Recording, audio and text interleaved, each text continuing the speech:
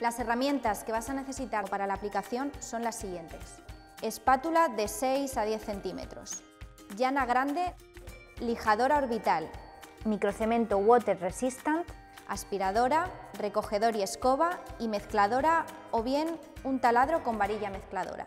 Para proteger las zonas que no se van a revestir vamos a usar los siguientes materiales: cartón ondulado, plástico negro para tapar y cinta de carrocero. Y este es el equipo de protección que vais a necesitar: mascarilla de polvo, guantes, gorra de protección, rodilleras, calzado adecuado y ropa de trabajo limpia.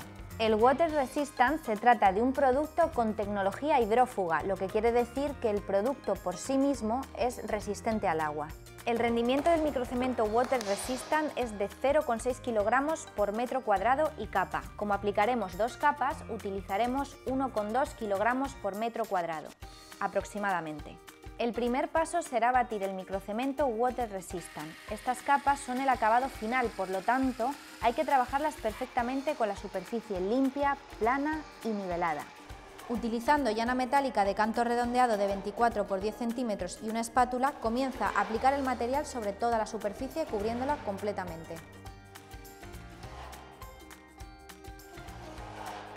Una vez terminada la aplicación, limpia las herramientas con agua para su uso posterior.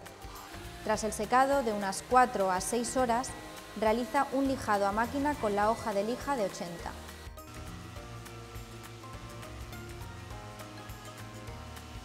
Para dejar un acabado perfecto, sustituye nuevamente la cinta de carrocero por una nueva.